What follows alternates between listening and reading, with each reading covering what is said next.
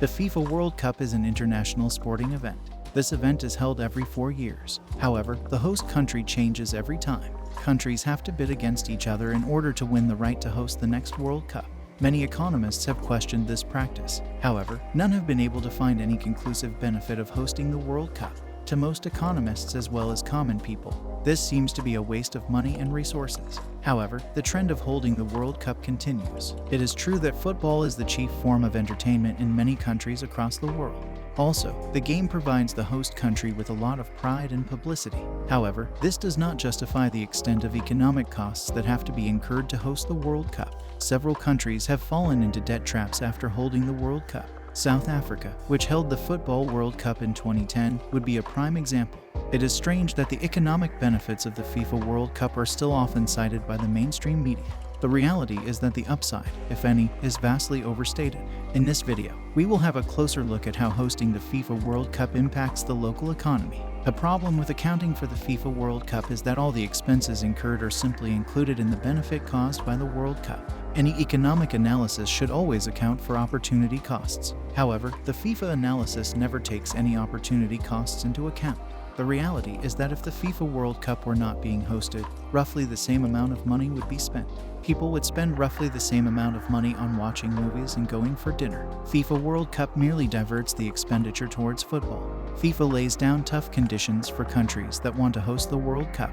These countries are expected to have high-quality stadiums. Also, there is a need for more hotels and even temporary housing to accommodate the players as well as fans from other countries. These expenses have to be borne by the government. Often a lot of this infrastructure is not used later. There have been countries like Greece where there are calls to break down the stadiums that were built for the Olympic Games. The standards set by FIFA are very high. This becomes a problem since the high standards translate into high expenses for the host country. A major chunk of profits in World Cup tournaments is derived from ticket sales as well as selling television rights to the event. The host country gets no part of these profits. These profits belong to FIFA alone. There have been cases in Brazil when FIFA officials asked the Brazilian government to stop the small local vendors from selling goods to the people coming to the stadium. These were poor people trying to make a small income so that they can get by. However, FIFA does not allow this to happen as they want only their sponsors' goods to be sold in and around the stadium. Tourism is often cited as a major benefit of hosting the FIFA World Cup. The argument is that the World Cup is the reason why people from different parts of the world flock to the host country. As a result, the local hotels and restaurants make money and the economy is boosted overall.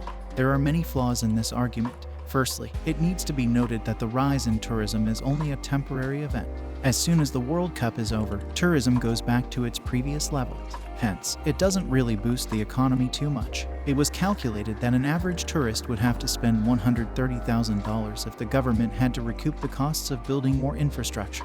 Obviously, that was not going to happen. Hence, the taxpayer loses money in the process. The government would lose much less money if it simply gave out money to hotels and restaurants. Tourism activity is no consolation for the humongous amounts of debt that get piled on as a result of the FIFA World Cup. Lastly, all the money that FIFA makes during the World Cup is tax-free.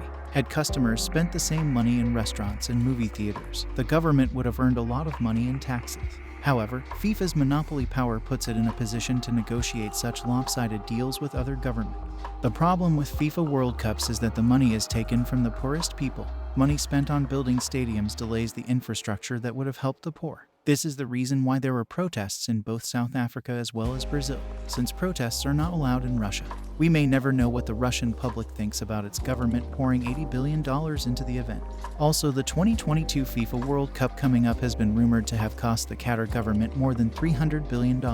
What do you think about the implications the FIFA World Cup has on world economies? Consider subscribing to our YouTube channel.